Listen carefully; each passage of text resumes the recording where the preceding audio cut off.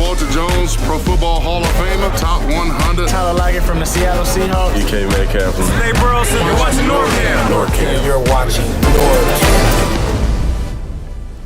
What's up, everybody? This is NorbCam coming at you on this Blue Friday. It was a beautiful Blue Friday here in the Pacific Northwest. And thanks for tuning in on this Friday evening. Appreciate it. I see you guys already, some of you jumping in on the chat. Seahawks Martin, the sports nerd. Sports nerd, hey man, I just wanted to say a couple nights ago we had our trivia contest featuring a first ever fan-based trivia. So I let the sports nerd, aka Lewis, provide that trivia contest, and I did terrible. But my buddy Noah, who you're going to see in a second, did fantastic, and it was a lot of fun. I was pretending like I was being frustrated through the whole thing, but I actually had a great time, and I don't think I gave enough props for doing that. So, Lewis, sports nerd, thank you for doing that, man. I know a lot of people were giving you a hard time in the chat, mostly because I think they felt sorry for me. But, dude, it was fun.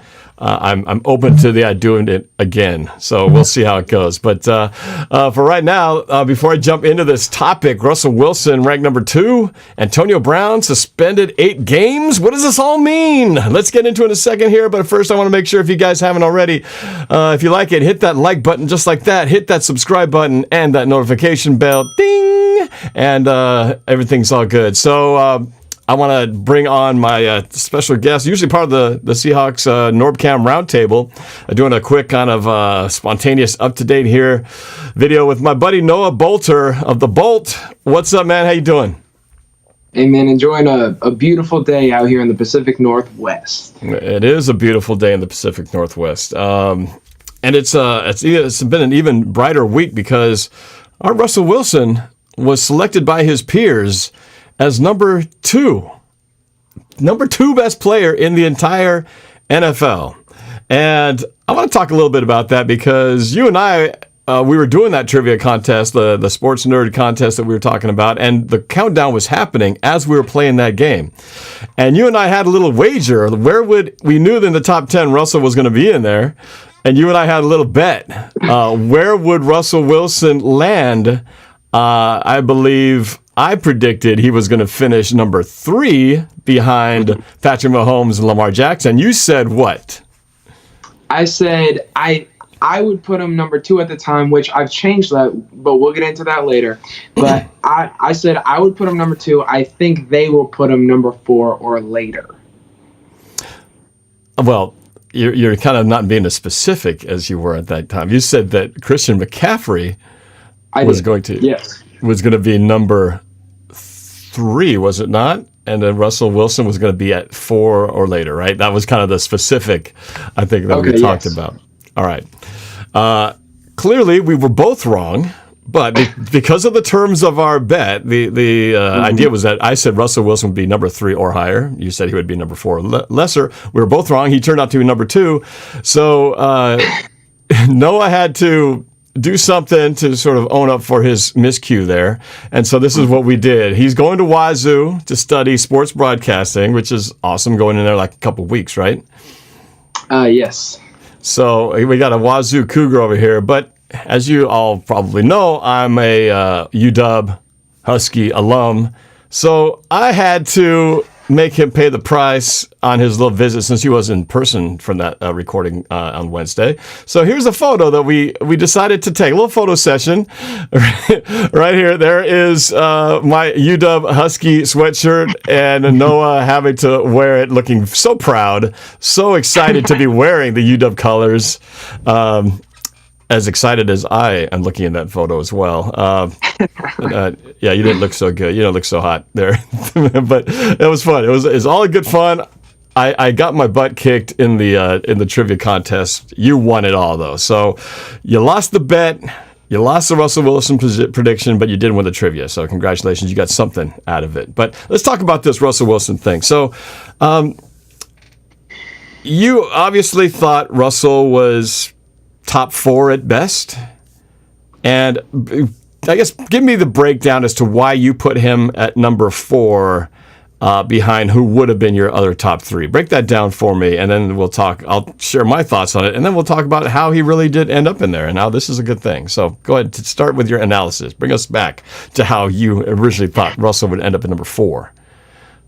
Okay, so pretty simple. You have the NFL MVP from last year, Lamar Jackson, who I think recency bias and the fact that, well, he did end up number 1, so obviously the NFL still liked him more than Russell Wilson. And remember, this was other players voting for this award, not or for these rankings, rather than fans and a random committee of analysts. So you got to think about, like, from a player's perspective, playing against these guys, how much does it bother you? And are they taking the importance of a position into account? And so I said Lamar Jackson because he was the MVP, he's the flashy guy, and everyone, loves watching this guy play football. It takes a certain type of player to get fans excited in watching football. It takes another type of player to get players involved and excited to watch him play. That's what they said in the NFL Top 100, and that's accurate about Lamar Jackson. Patrick Mahomes, former Super Bowl MVP, his comeback run throughout the playoffs, that's the last thing we saw from him. So I think everyone was thinking he'd be in front of Russ. But then my third guy, Christian McCaffrey. Norb, you might have been right about my fantasy side of things coming out a little bit. I'll give you some credit for that point. But the fact that he had almost 2,400 yards on the ground and in the air last year, he was the MVP of that team, no question about it. Every single week he was a problem in fantasy because he wasn't on my team. But he was just so phenomenal last year, and he was in the MVP conversation, doing things at a position that's already dying in the NFL. The way he revolutionized the running back position and reset the market, whereas Russell Wilson had maintained and already been since the year before the top paid quarterback in the NFL. So because of the recency bias, I was thinking other players might say Christian McCaffrey in front of Russell Wilson. Well, it's kind of interesting, and yes, I believe I was 100% correct that your fantasy football bias was subconsciously messing with your brain. But we got to remember, this was a poll taken by the players, and upon further delving into the subject, I realized that it wasn't just that the players chose, but a big factor in all this was when they made the selections of their choices. And Blake Morissette in the Super Chat, thank you. He says, who would you rather have, Clowney or Griffin or Gordon or Antonio Brown? Ooh, we'll get into that little discussion. Thank you for a very, very intriguing question. But let me finish my argument here. So the players, when they submitted their ballots, it was back in November, I believe before Thanksgiving, around the time that they were doing Pro Bowl selections. Now that plays a huge part as to what explains now the way that all turned out. Because if you recall, back at pre-Thanksgiving, early November, Russell Wilson and Lamar Jackson were kind of the two-horse race that people were talking about as the kind of top guys going for the MVP discussion. And Patrick Mahomes also, I think at that time, was recently had gotten injured. Remember, he had a knee injury that took him out of a couple of games, and I think it had just happened right around that time. So obviously, when a player's out and you don't know when he's coming back, it's a lot easier as a player to think, well, who am I going to put in here? I'm going to put an injured guy who I don't know who the rest of his 2019 season is going to look like. Little did they know he was going to come back, tear it up, come from behind in the playoffs, and then become the MVP Super Bowl quarterback. So if they had seen that coming, I have a feeling my prediction would have been correct, and we would have seen Mahomes at number 1, Lamar Jackson at number 2, and then Russell Wilson at number 3. So I think a big part of that is the fact that when they took that poll, it was at a different time. The season hadn't been completed, and Patrick Mahomes hadn't done all his damage. That was a pretty remarkable finish to that 2019 campaign. So, but what I think is great, though, let's focus. Getting away from who he was running against. And obviously, the Lamar Jackson MVP, clearly he was going to be up there near the top. And like I said, the Patrick Mahomes thing, had they seen the entire season, it would have been a different story. But let's focus on Russell Wilson. Russell Wilson, last year, I believe, was ranked 25th overall. And so for him to jump from 25 to 2 in a 1-year span, How do you explain that?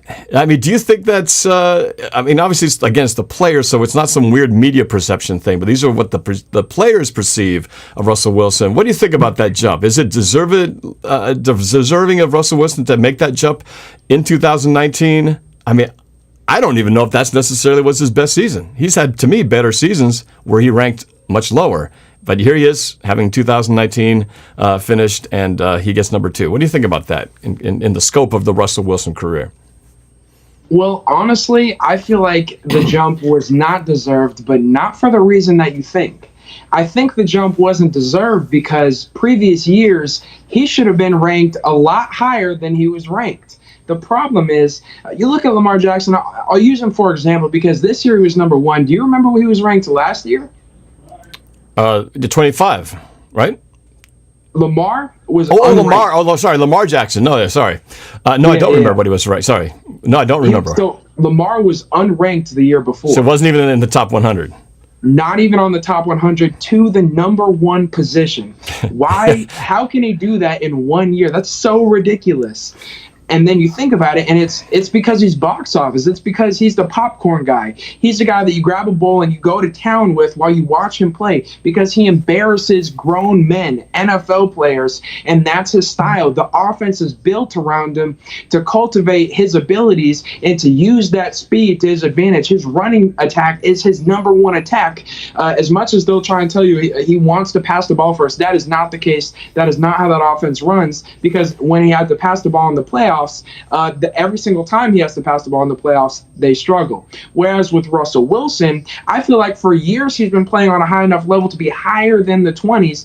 The reason that he's been dropped back to the 20s, number 1, is because our offense does not play through him. We have a rush-first offense. We have an offense for a guy like Kirk Cousins, Jimmy Garoppolo, not for Russell Wilson. Russell Wilson deserves to be higher on this list on a consistent basis, but people didn't understand that. Well, another reason why Russell Wilson doesn't get as much love as he should have over these last couple of seasons is because, yes, he has the ability to make the crazy, exciting, creative play, but we try to avoid that. That's not how we build our offense. Our offense is supposed to be quick reads and handing the ball off to the running back. Those happen all the time, but people aren't tuned in because that's not what they're tuning in to watch.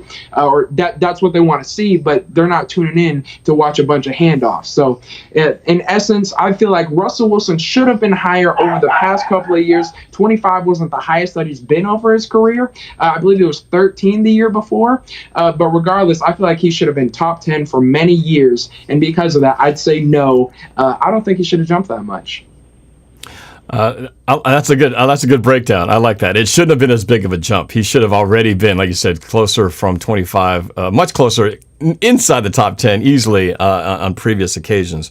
I think what is interesting is we break this down and people sort of, I catch myself saying, well, these are the players. The players are ranking this. But let's be real about this. The players see the same highlights we see, right? It's not like every player was asked, but not every player got to play against Russell Wilson, right? So there's going to be some guys who just watch the highlights, just like every one of us go and watch Russell Wilson do his thing, but they see Lamar Jackson do that 360 Madden move and go, oh my God, he broke his ankles, what a move, And so they're going to be just as wild, like you said, popcorn show going at it, just like the next guys are. Because at the end of the day, the football players, yeah, they play, but they watch stuff. They play Madden. They do the same things that all of us regular people do. They just get paid a lot more money and they get to be on the field for some of it. But that doesn't mean they play against all the other players. So they have to rank based on something. And they might be ranking just on the same highlights or the film that they studied. So I think they're a lot more human and a lot more, I guess, reflective of the popular vote as well. So, to me, I think it's great, though. I would have loved to have seen Russell shock the world and get number 1. I was already shocked that he got number 2 because I assumed it was a shoo-in for Mahomes and Lamar Jackson. But I kind of like it, though. I always loved that whole chip on your shoulder thing. And I like to think that Russell Wilson, while he's never going to say it, he's going to, if asked, he'd say, oh, well, Lamar was great and he really deserved it. But inside, I'm sure he's going, man, I should be number one. I'm going to get to be number one of these times. So he'll never say it and act like that matters, but I'm sure that competitive side in him, the guy who will never take a playoff, never takes his helmet off, and is unwilling to get off the field unless absolutely has to, I think that guy wants to be number one. So the fact that he's not, I'd like to think that just adds a little fire to make him go, all right, next year I'm going to be that guy. Well, I love that. You love the guys in Seattle. That's kind of the whole thing, right? Players who have something to prove because they're motivated. Absolutely. And you look at the offense and the Patrick Mahomes factor, too, with Kansas City. Russell Wilson looks at the weapons that Patrick Mahomes has, looks at the offense that Andy Reid is running, and he's going to Pete Carroll like, dude, get me some superstars. Can I air it out a little bit? He feels just as good as Patrick Mahomes. I say he's better. Russell Wilson probably says he's better. He's too humble to tell you that. And when you're looking at the top 100 videos in Lamar Jackson's video, Russell Wilson is giving Lamar praise. But in Russell Wilson's video, Lamar's not even on it. What does that tell you about what these guys say about each other behind their back? Maybe they just cut it out. Maybe he wasn't hyping him up the way that Russell Wilson does. Russell Wilson is so humble, and he plays in Seattle where we run first and it's ugly weather. It's so far out. We're isolated. Because of that, he doesn't get the props that he deserves. But I am absolutely with you. I think it puts a chip on his shoulder. I think he knows down the stretch here, there could be a stretch where 3-4 years in a row, Pat Mahomes is the number one quarterback on this list, having seen the previous Super Bowl run and then now accounting that into next year's vote. So I think he's in serious danger of never being number one on the list, and I think he takes that personally just like you do, and he will use it to the Seahawks' advantage. It's interesting that you bring up, I want weapons, I need some big names. Well, they, of course, had the big name signing in this offseason that we've been talking about all week, but he's not an offensive weapon, right? We're talking about our Jamal Adams that we just can't get over, mostly because we've given so much to get him, but the excitement of what he might bring. But that's not the star weapon that Russell's going to benefit directly from, which transitions into my next point. Antonio Brown. We've talked a little bit about this Antonio Brown situation. Suddenly now we have some clarity. Antonio Brown was suspended 8 games.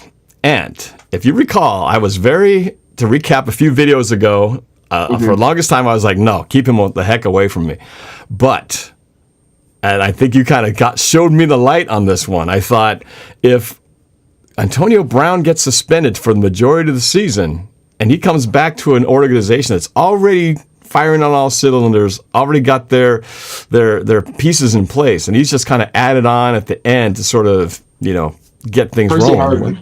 Percy Harvin style. Now, 8 games isn't as far along as I thought it would be. That's only half the season, but nonetheless, it's enough where you don't have to worry about things getting all screwed up in the beginning of the season and getting weird chemistry and vibes and all that kind of stuff. So now, Antonio Brown, 8-game suspension, which would kick in for week 1, so game 1, we'd miss. I didn't look ahead on the schedule to see what that opponent would be when week 9, I guess, would kick in, or 10, depending on how the bye week works out. Whoever that potential team would be. This is now the time where if a team like the Seahawks or whoever might be interested in trying to sign him up, because he's basically a free floating agent out there, the Seahawks could snag him and have him available for week number 9. Do you think this happens, man? Is this crazy talk? We thought Jamal Adams to the Seahawks was crazy talk, and then it happened. Could Antonio Brown still be in the conversation of donning that Seahawk uniform? And should they? What do you think, Noah? Jeez Louise, this is one of the most pressure-filled questions of the year for Seattle. Should Seattle go after Antonio Brown? Is that going to help the mix, or is it going to ruin the mix? Norb, you bring up a great point when you talk about how later on in the season, if we add him to an already firing on all cylinders group, he could be that extra spark that puts us over the top. I completely agree with that sentiment. Not only that, but if it helps you even more, because remember, 8 games was only half the season, based on how the sexual assault charges end up, he could have an extended suspension heading into this year. So potentially he could just come back maybe just for the playoffs, maybe for like 2 games, playoff run, Super Bowl ring, and then gone from Seattle onto a new franchise.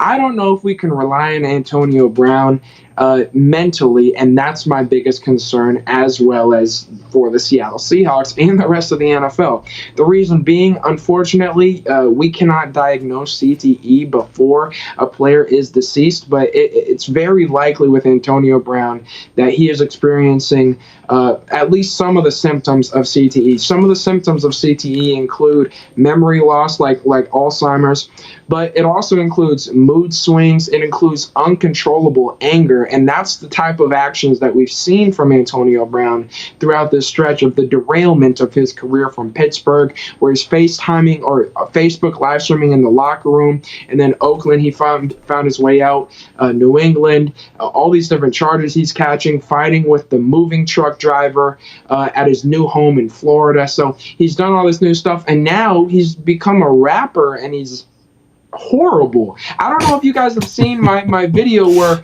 I'm like freestyling on the road to Wazoo, but dollars to dimes, it's better than Antonio Brown.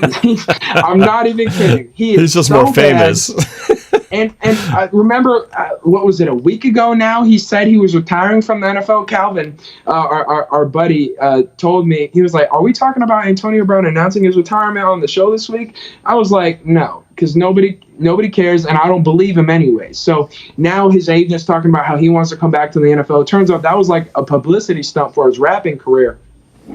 But in terms of his mental state, I don't know if we can trust him to be in Seattle. So I would only bring him in on a very small incentive-laden deal. We're not guaranteeing any money up front. He has to be completely humble, acknowledge all his wrongdoing, acknowledge that he's not been right this whole time. And that's the problem. He has uncontrollable anger issues from what we've seen. The suspension is because he broke NFL policy, and he has consistent, first of all, he still owes plenty of community service hours from his charges a couple months back. As well, he still has to go through anger management courses and all this stuff. So it's all about what he wants to do with his life. If he really wants to be back in the NFL, then we can embrace him for a late season run. But the most important thing here is Antonio Brown's health, and Seattle needs to make sure that that's our priority as well when talking to him. Should we bring him in?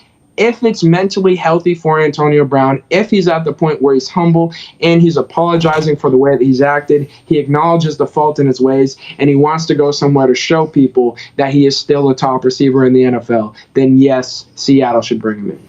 Wow, that's a lot of ifs. That's a lot of conditionals there that he would have to meet. But I guess I look at it in two different ways, and they don't necessarily coincide with each other. In that, selfishly, as a Seahawks fan who wants to get the most out of a very talented guy, it would almost be in Seattle's best interest if he does lose or has a negative outcome on that civil case and gets a couple more games added to his suspension. Like I said, the more he's closer towards the end of the season in terms of availability, to me, that's the better for the team. Because I want this team to be at a point where they don't need Antonio Brown. That we have a great team, and Antonio Brown is just this extra little, hey, let's just throw this in here real quick, and let's have them deal with this. So that even if he goes, promises to be good and behaves and everything like that, and somehow falls apart and doesn't follow through with what he's supposed to do, we just don't use him and don't rely on it. It's just kind of like an extra, sugar on top of a team that hopefully will already be great. And so, to me, that's the only way that I like this. The longer he would not be with the team, the better. So it's weird to say. It's like I'm hoping that he has all these negative things to keep him away, punishment to keep him away. But really, I do feel like that's where he's more likely to be toxic the longer he's around the team. So if you don't like toxic material, keep it away from you. The less you're exposed to toxic material, the less your health is going to be affected. So that's kind of the way the logic reasoning is for me. But there's that other side of it too, which is Russell Wilson is vouching for this guy. Russell Wilson made time to throw the ball, meet up with him during the offseason, and has been public and been expressing his opinion that he wants him here.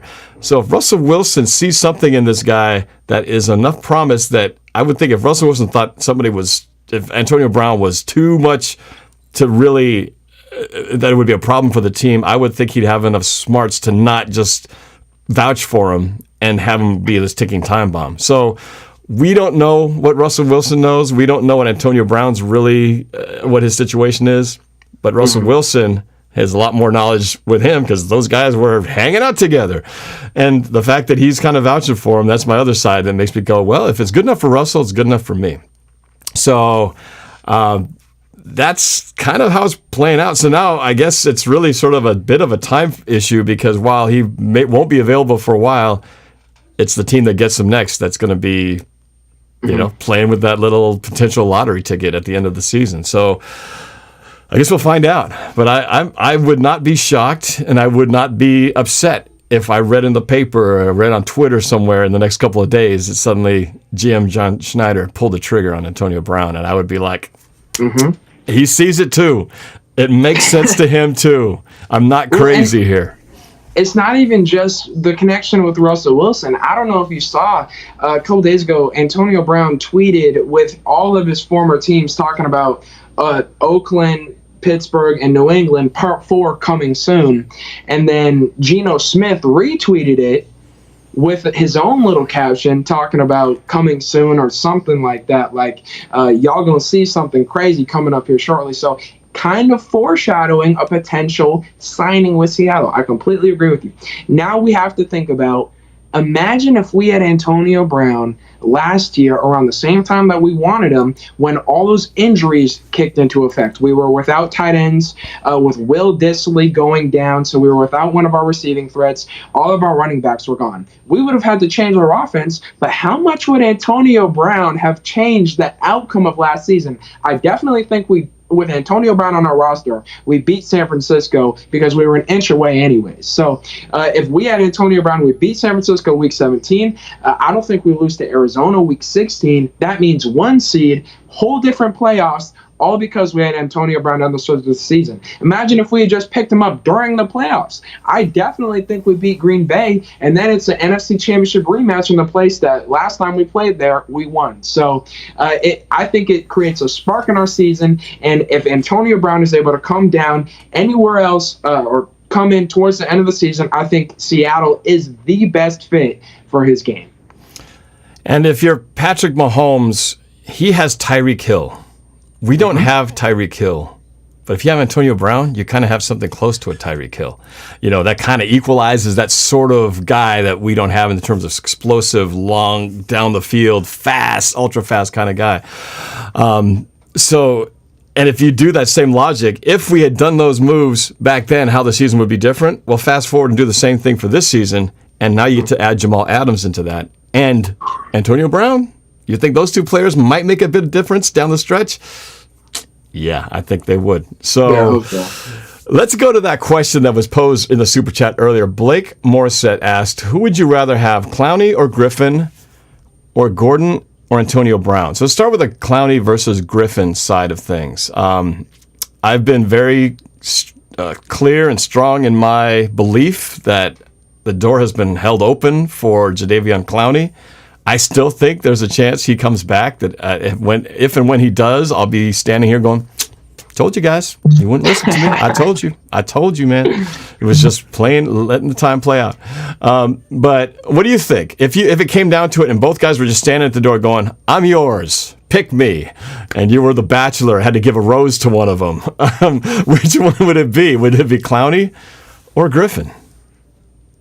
Well. At this point in time, so are we saying price is out the window, or are we taking into account price? Forget price. Let's throw that out the window. The price is the same. You can get either player, same impact financially. Okay. You guys are going to hate me for this. I'm taking Everson Griffin. I was hoping you would take price into account, so that could be my reason. But instead, I just have to go based on the fact that this guy is a sack monster. I'm concerned about Everson Griffin because I don't know if he's going to, or there have been reports that he's looking at Minnesota and then Green Bay. Minnesota's trying to keep him away from Green Bay. He's considering Green Bay. He's down to his final couple of choices. He didn't name Seattle in that report. That concerns me. But if we were able to bring in Griffin or Clowney, I'm taking Griffin. The reason being our run support just got boosted. We brought in Clowney not just to get to the quarterback, but also for help in the run support because we had just lost Earl Thomas. Now we bring in Jamal Adams, who's going to greatly help us in our run support. Great instincts back there at the safety position, highest ranked safety by NFL players in the NFL Top 100. So our run support is extremely helped out by adding Jamal Adams. Where I am concerned is our ability to get to the quarterback, and that's what Everson Griffin provides. He had a year, or I believe it was 2 years ago, he had a 13.5 sack season, which is just remarkable. Even though he's on the latter end of his career, he has connections with Pete Carroll back at USC a couple years back when he was in college. So I would love to see Everson Griffin embrace Seattle with open arms and be the guy that's going to get to the quarterback, because even when Clowney is at his best, he's not getting to the quarterback. You're right about that. Everson Griffin had 8 sacks last year, took Clowney's 3. But Clowney was, while he wasn't the sack stat master, like you said, a lot of what he did was stuff that didn't show up on the stat books. Right, he disrupted a lot of plays. He had so many plays in the run game. I said we weren't going to factor in price, but do we factor in age? Everson Griffin is 32 years old. Clowney's only, I believe, 26. And I don't know if any of these guys have potential long-term deals, or are these all, both of them, just 1 year rent-a-player type deals? I don't Griffin know. We could get long-term. I think we could get Griffin long-term. Clowney obviously doesn't want to sign, especially with the amount of salary cap we have now. But Griffin, I could see doing a long-term deal, especially with bringing in Jamal Adams. Oh, that's true. But at 32 years old, is that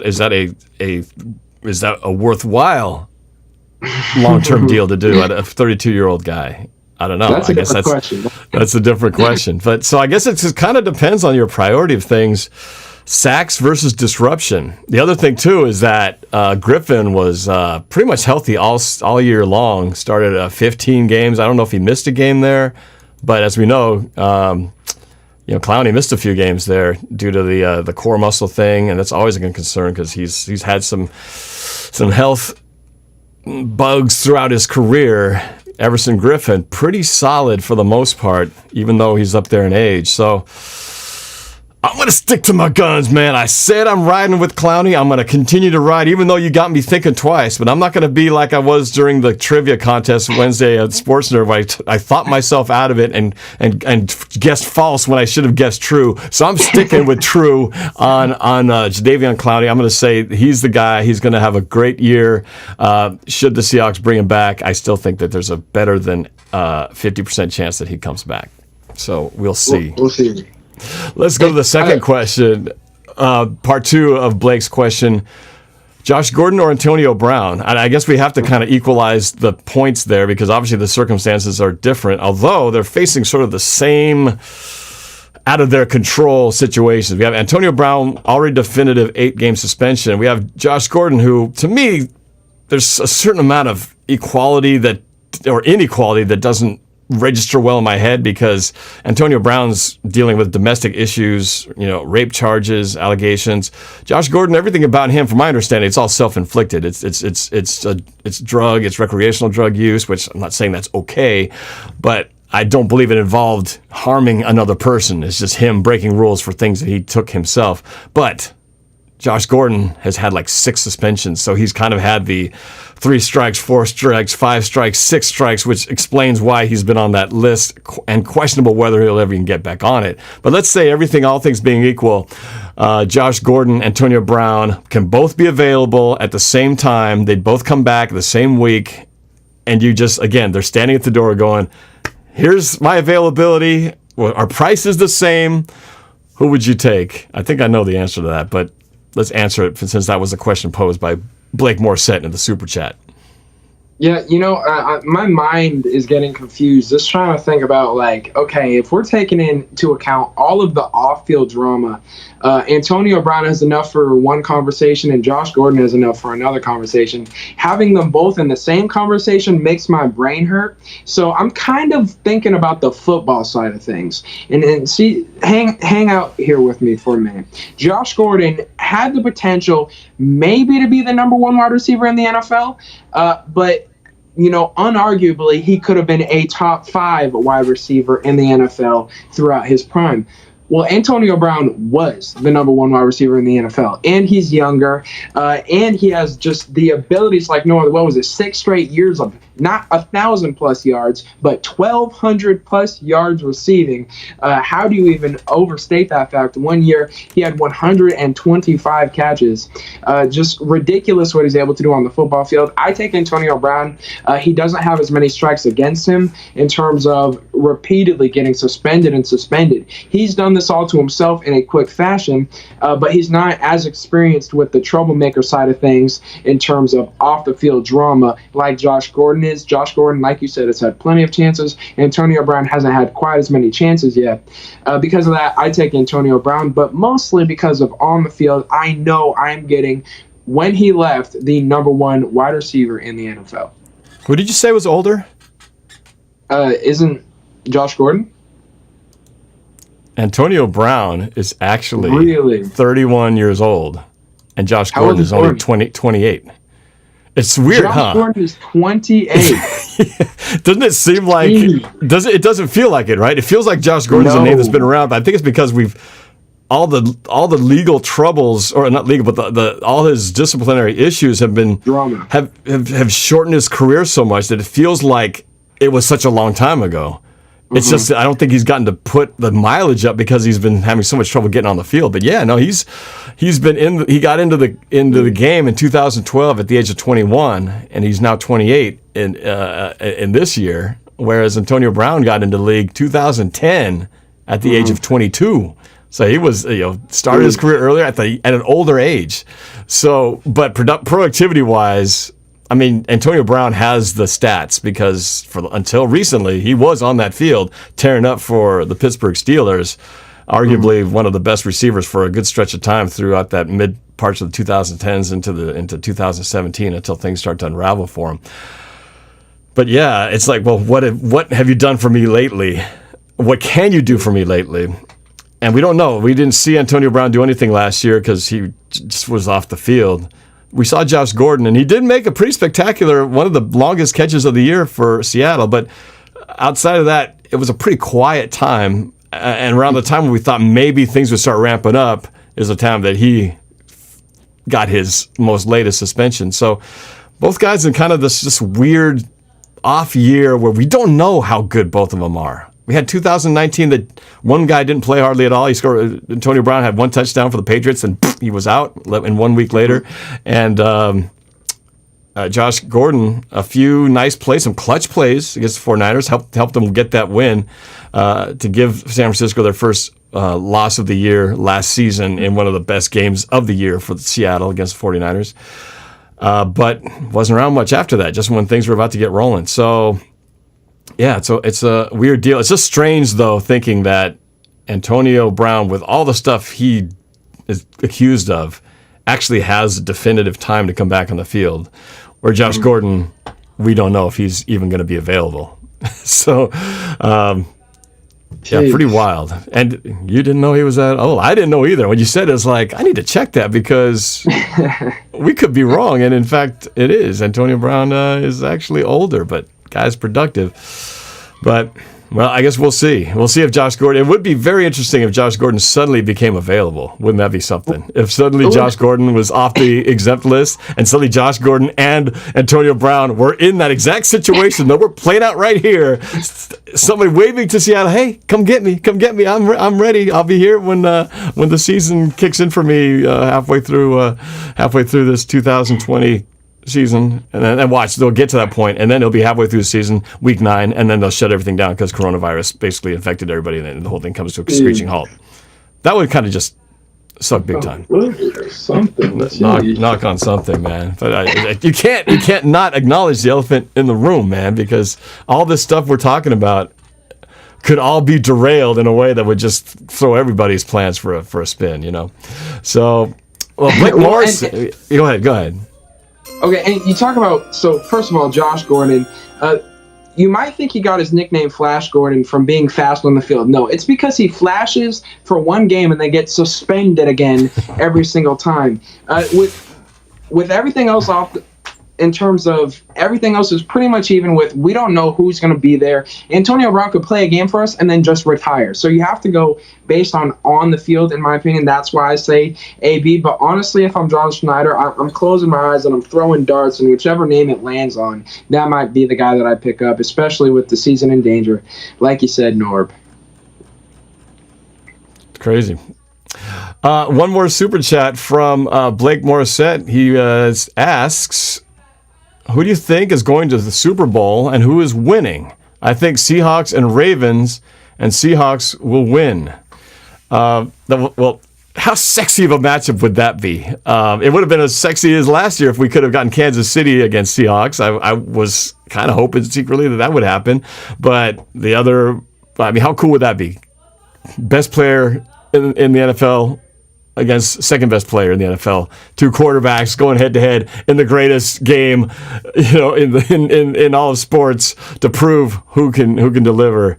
That would be pretty awesome. I don't know if that's gonna happen. KC's gonna, you know, they're gonna be defending hard, but Lamar Jackson, man, if he could put on a show like he has and stay healthy, to me that's the biggest threat to Lamar Jackson's career and path to the Super Bowls. Can he keep doing what he's doing, making those runs, taking those hits? That's one thing that Russell Wilson has proven he's good at in his 8-9 years with the Seahawks. He knows how to get down and not take unnecessary punishment. That's why he's never missed hardly a play, a game, or a start ever.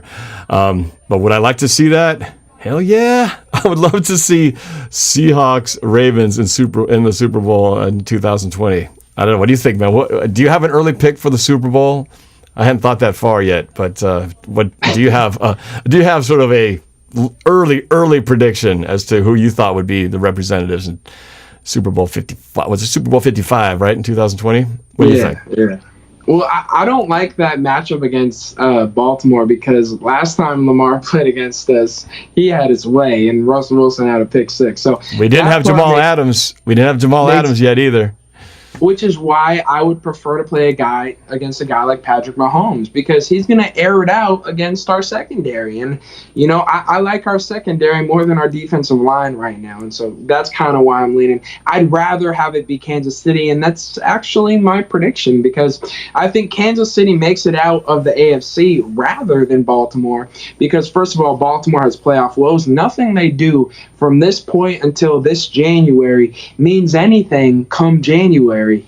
Because he was the MVP of the regular season. He was the number one voted player by the NFL, in the NFL, and yet he still got bounced in his first playoff game. Once again, just like the year before, both games he came out flat. Both games he fell behind. He got punched in the mouth, and he couldn't respond. That's going to happen again. Ask Kansas City, who won the Super Bowl by getting punched in the mouth every single round of the playoffs, and then advancing by coming back and making those punches seem futile. What I would say for Seattle, we have that bounce back ability. I think the NFC Championship game comes down to Tampa Bay versus Seattle. I think it's down to the wire, but I like Seattle based on where Russell Wilson is in his career and where Tom Brady is at in his career. Tom Brady can definitely win any given game. I think it's down to the wire. I think it's whoever gets the ball last, but I think Russell Wilson does. We advance to the Super Bowl. Bias involved. I'm not going to pretend I'm not biased, but Seattle goes to the Super Bowl. I say Seattle, Kansas City. Seattle comes out on top.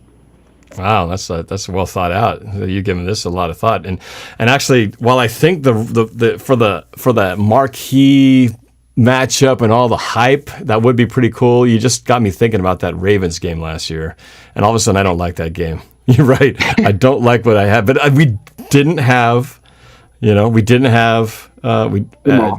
Adams at that time. And was Disley out already by that point? I believe so. We didn't have Will Disley, who I have been saying all along too, that to me, he's going to be that quiet. Nobody's really talking about him because he hasn't been around because he keeps getting injured. That this is going to be the season. We might have. We might have, because that was pretty early in the season. I was like week 6. I know that Disley went out in the Browns game. Oh, well then the Browns game was before that. Okay, that's what I thought. I didn't think we had him. I knew we were missing him. And I think it was right before that. I think it might have been right before that game.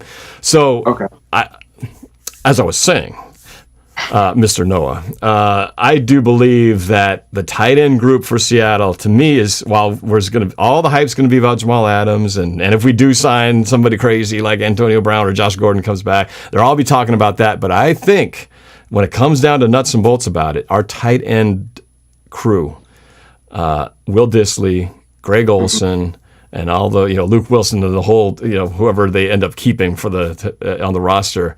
I think that's going to be the department that's going to really determine and set the tone for the Seattle offense. It's not sexy.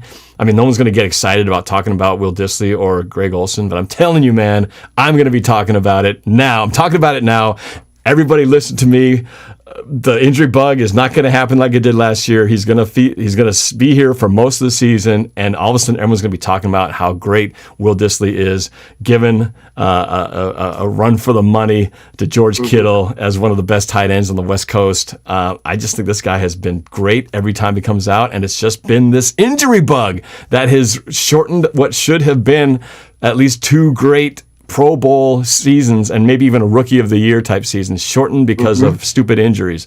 And I think this guy's going to break it out in this 3rd season. And we're going to all be talking about it. And everyone's going, oh my gosh, this Will Dissly guy, where'd he come from? I was like, he's been here. He just couldn't stay here on the field. So I'm telling you, man, that's going to be, keep an eye on that, man. It's going to be huge in so many ways, not just about catching passes. He wasn't even brought on here to catch passes. He was here to run block. But this dude has proven he can not only run block, but he can also catch the ball like nobody's business and run the ball after the catch. And you put him with Greg Olsen on the other side, I know he's a little older, he's a little slower, but he's still big, still has good hands, can run routes. And when you have the 2 of those guys on both sides, and you're not using just George Fant as just his body to block people, now you got to deal with those guys messing you up in the seams and in these other routes in the middle. Those linebackers are got to have to respect that. You have to have the safeties respect that. All of a sudden, that's going to open things up for Tyler Lockett, for DK Metcalf. Oh, you kidding me? It's going to be awesome, man. So that's what I think is really going to come down to. All the fluff and all these names aside, we're going to be talking about Will Dissly and Greg Olsen. That was a tangent, wasn't it? That was beautiful, and I think you're spot on. I remember when we won the Super Bowl, no one wanted to talk about Zach Miller, but then we get Jimmy Graham, the big name, and he's a catch-first guy. He's practically a wide receiver playing tight end. Doesn't block, doesn't like to get his hands dirty. Eventually, he starts to work out with Seattle in his final season, but we didn't win anything with Jimmy Graham. We couldn't even get past the divisional round. Whereas with Zach Miller, the guy that not a lot of people gave credit to, not a lot of people respected, because he was a hard-nosed football player, harder nosed, in my opinion, than Jimmy Graham. Well, now you talk about Will Dissly, a block first, the best blocking tight end in his draft, and he comes out and has the performance the way that he does in his first 2 seasons. And then you talk about Greg Olsen, who's a block first tight end as well. The physicality that provides, the play action opportunity that comes back to our game. We love our tight ends in Seattle. Throughout our Super Bowl runs, tight ends were crucial. They were a premium in Seattle, consistently hitting them on rollout plays. I remember so many different times where Russell Wilson was throwing touchdown passes to guys I didn't even know existed, random fullbacks and tight ends, guys of that nature that found their way out to the field by blocking and then snuck out on the weak side of plays into the back of the end zone, got open, and Russell Wilson just knows how to find everybody. He could throw a touchdown pass to me or Norb, so especially he could to these guys. Will Dissly has so much talent. As long as we stay healthy, I agree with you. Will Dissly could be a premium and crucial member of our playoff run for Seattle. You know, it's funny, you brought up Zach Miller, and yes, he was a huge part of that Super Bowl run and those early years of Russell Wilson's career. And it's funny, whenever you mention Zach Miller, you know there's 2 Zach Millers who were both tight ends. But the only Zach Miller everybody kind of knows now is the one who's on the Chicago Bears. whenever I hear Zach Miller, I think about the Zach Miller number 86. I believe that he was number 86 who played for the Seahawks, but he's a not very spoken about guy. It's funny that there's two guys named Zach Miller. Who would have thought that that was a common name and actually two tight ends in that position? It's crazy. Just like are there two guys named Trey Flowers in the league? Oh, there's more than two. There's more than two. I know like three. Really? There's three? I have a friend named Trey Flowers. Well, I'm talking about the NFL. I'm talking about the NFL, though. You have a friend named Trey Flowers? Since when did Trey Flowers become such a common name? Flowers is just a funny name to have in football, and the fact that there's two of them. Are they related? Or is it just no? And they Zach Miller, no relation. It's crazy. So that's another one. It's like we have a Seahawks player who's got a doppelganger, at least by name, in another team, and it throws me off. Another Seahawks player that has a real doppelganger in the Griffin twins. Right. Yeah. That's okay. We haven't. That's funny. That's another position. Shaquem Griffin. Nobody's really talked much about what is going to happen with him in 2020. Remember, there was a lot of hype around this time of the year last year. Oh, we're going to start using Shaquem Griffin in blitzing situations and yada yada yada. And I think they did a little bit, but they didn't commit to it. They didn't really commit to it. So he's been mostly kind of that special teams guy with a few moments that they kind of worked him in. I remember there was that one play. Actually, wasn't it in the Packer game? They had that dual Griffin brothers sack on Rodgers. That was awesome. I think so. So sad that we lost that game. We forgot all the great plays because we lost the game. It's kind of what happens, right? You have great plays, but if you lose the game, you just sort of forget about everything that happened. But if we'd won that game, we'd be talking about the Griffin brothers, sack, because that was the first time I think they ever combined on a sack. It was awesome. Unfortunately, a losing cause, but we'll see. There's so many different new faces and then all the early draft picks that we're going to be looking at. Jordan Brooks at linebacker and defensive ends. Oh man, getting all excited talking about all this stuff, man. It's crazy, but I guess we'll see, man. It's bringing it back to where we started though. Russell Wilson. It's finally good to see him getting some bit of respect here, right? To be number 2. I'm happy where he landed there. And we'll see about the whole Antonio Brown, Josh Gordon thing. It would be very funny, I thought. I was thinking if that actually comes down to where this very scenario we're talking about, that the Seahawks will see these two guys floating out there with a chance to grab it. And if they do, which one will they give to the Rose to? Very interesting. One more thing to consider, and I actually just thought about this, and this could actually be drastic for the future of Seattle based on how Russell Wilson is ranked number 2 amongst all the players. Imagine if Patrick Mahomes goes out, and remember, he was ranked number 4. What if he goes out and wins another Super Bowl this year and has 2 Super Bowl rings through Russell Wilson's 1? Now, the new management in Seattle is looking at it like, okay, we have the guy that's ranked higher than him according to the other players. We've had him for longer. He's veteran. He has better checks at the line. He's seen more defenses. The problem has got to be the head coach, and that's when they start to look at Pete Carroll. Look, Pete Carroll, either we're going to change your offense or you got to go.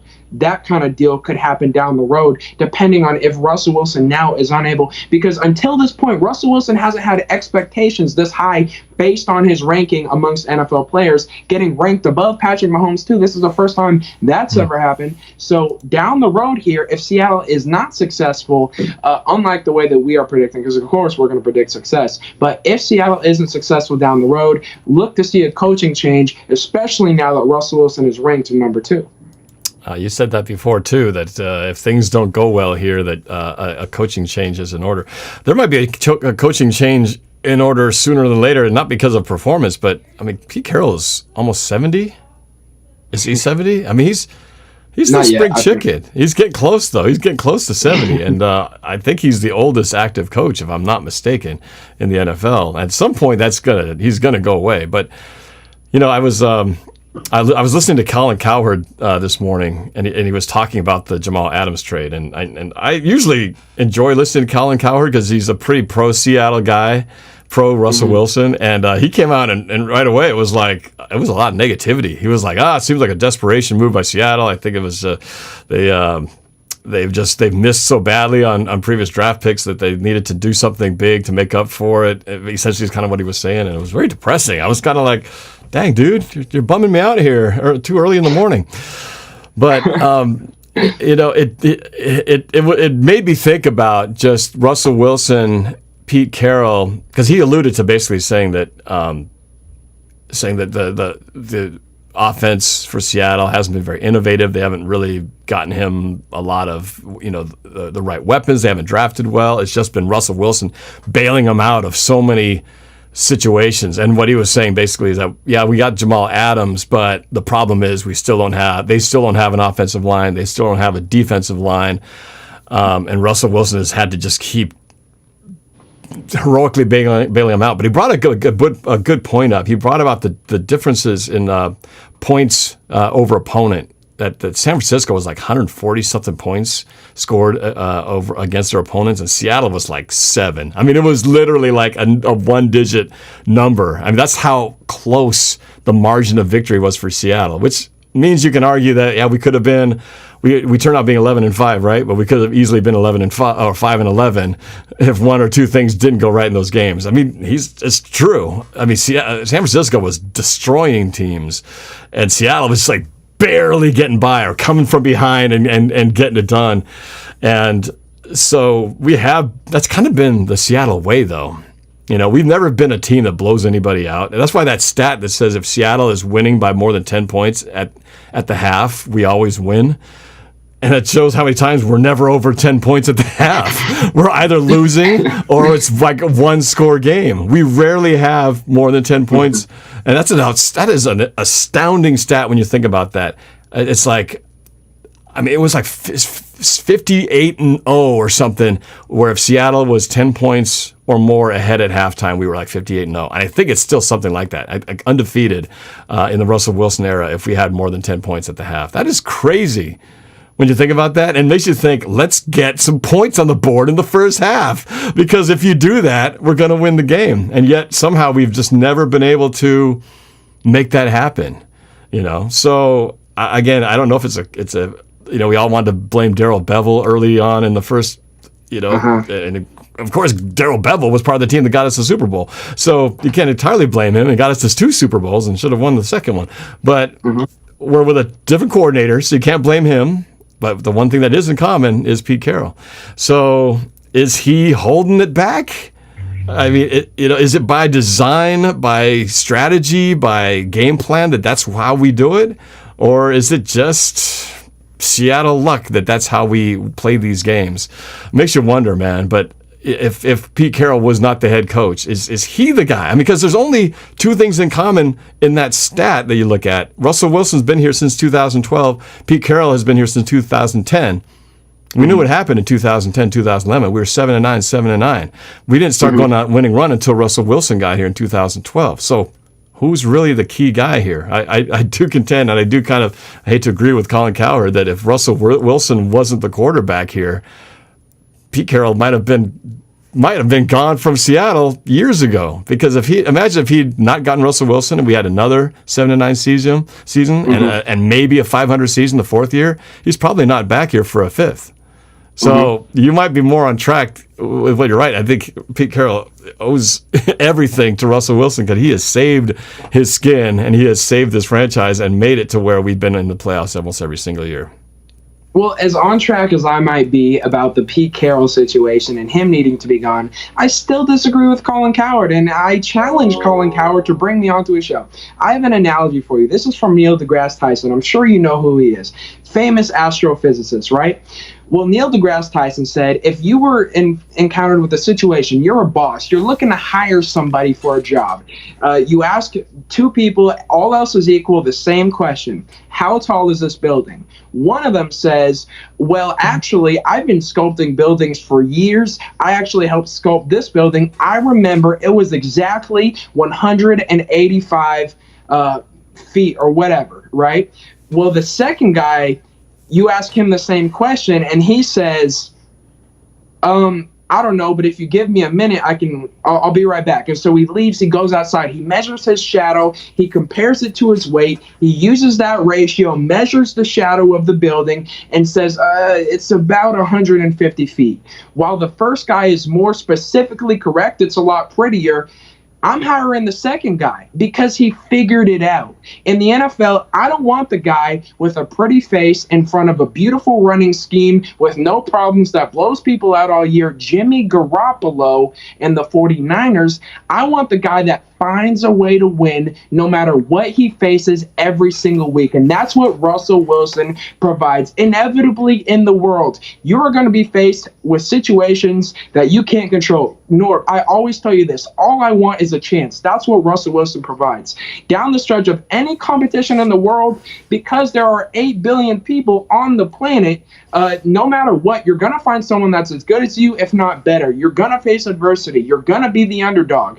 What happens in those situations is what creates you. You have to have a winning mentality. Jimmy Garoppolo finally got punched in the face late in the fourth quarter, didn't have the momentum anymore. We went away from the run game. Things aren't working. And what happened? He blew his Super Bowl. Russell Wilson finds a way to keep us in games, finds a way to stay competitive, and he's the guy that I'm hiring for the job. Because of that, I disagree with Colin Cowherd saying that we are unable to keep going with this formula. We're finding a way to win when we shouldn't, and that should be even more rewarded because of it. Well put, man. I love the passion. And I got to address, there's something going on in the chat here, and I don't know what this thing is. What is this HTH raid? What is this? Do you know what that is? Somebody enlighten me, because all of a sudden there's just people blowing this thing up, and I have no idea what it is. What is an HTH raid? You guys wanted to shout out? Hot Take Hockey raid. So what's Hot Take Hockey doing on my channel? I'm glad you're here because I'll take the traffic. I appreciate you guys being in here, adding views to the channel. I'm not quite sure what you're hoping to accomplish here. So Hot Take Hockey, welcome to the show. You are here with on the NorbCam channel. I don't know what this means. You're some kind of organized. Let's go hit up the chat. Let's go release the Kraken. Let's take on NorbCam's chat and bring ATH there. HTH. I keep saying ATH. HTH. Solstice Beat says Hot Take Hockey is awesome. Well, I need to go look it up because I have no idea what Hot Take Hockey is, because I like hockey about as much as I like soccer. Actually, I would put hockey one notch above soccer, and I have zero interest in hockey. So hockey is zero. Sorry, soccer is 0. Hockey is like 0.5. But we do have the Kraken, the Seattle Kraken here, so I'm going to be a little more interested. I will go to a game at Climate Change Arena. What the hell is that name anyway? When I first heard that Amazon was going to name the arena Climate Change, it is Climate Change Arena, isn't it? Is that what it's called? It's Climate something. I don't recall. It's. I was like, man, just call it the Amazon Arena would have been so cool. That's fire. You know what I'm saying? Just yeah. Welcome to the Amazon. I mean, you could have had so much. It's a cool name. Climate Change or whatever. Climate something. Climate Pledge. Climate Pledge. Climate Change sounds better. Climate Pledge. I don't get it. I really don't mind the Kraken thing. I think it's kind of cool. I guess because I know where that quote comes from. The Release the Kraken. But there were a lot of other names that would have been kind of cool. I heard people say like they should be the Seattle Sockeyes. What were some of the names? There were a bunch of names floating out there. I know. The Seattle Totems. I think Seattle Totems was another one. No, Seattle Totems. I think people were afraid that might be offensive, and maybe it would have been, given all this happened in the NFL and everything this year. But welcome Hot Take Hockeys to the channel. I appreciate you guys being here. I will go take a look because about a sport that I'm not interested in, but I do want to see what HTH is all about. So I appreciate you guys being in here. That's cool. I don't know what it means. I don't know if I'm the butt end of a practical joke or something, but hey. All I know is I see people watching, so that's all good for me. Jack Schwartz says, Hot Take Hockey is really hard worker. He'll be streaming all day tomorrow for the playoffs. Oh, okay. All right. Hot Take Hockey. Right on. Keep doing what you're doing. I'll go check you out, man. So where were we? Back to football. I guess that's all I got, man. You got anything else to add to this little conversation of ours before we wrap things up? Nah.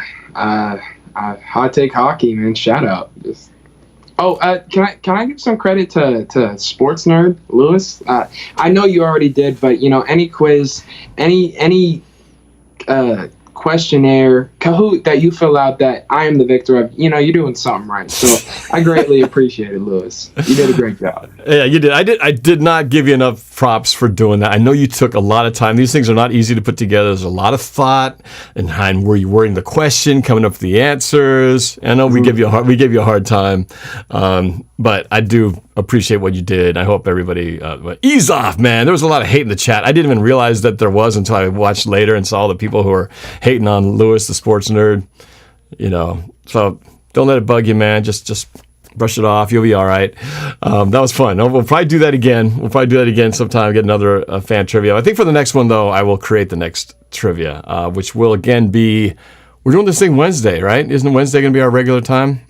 Yeah. So hopefully, Seahawks Martin. We've missed Seahawks Martin the last couple roundtables. He's been busy with either traveling or doing piano or something. So hopefully he can jump on it the next time. But man of many talents.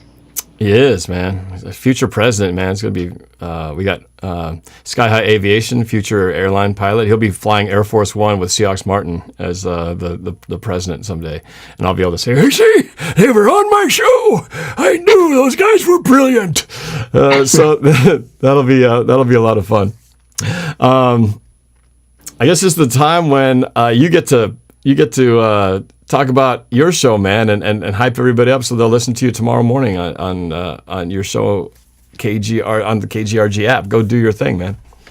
Well, tomorrow is actually, I'm planning on tomorrow being the last radio show ever at KGRG. So you definitely want to tune in from 10 to 1 on the KGRG app, because the following week, thanks to the tremendous amount of help I've been getting from my pal Norb Kawili, I greatly appreciate all that you've been teaching me. We were talking about doing even more sessions where we break down even more of the stuff that I don't understand and constantly break when I'm fiddling around with. So you've been a tremendous help. I could not be ready to stream live on YouTube the show without you, so I can't thank you enough.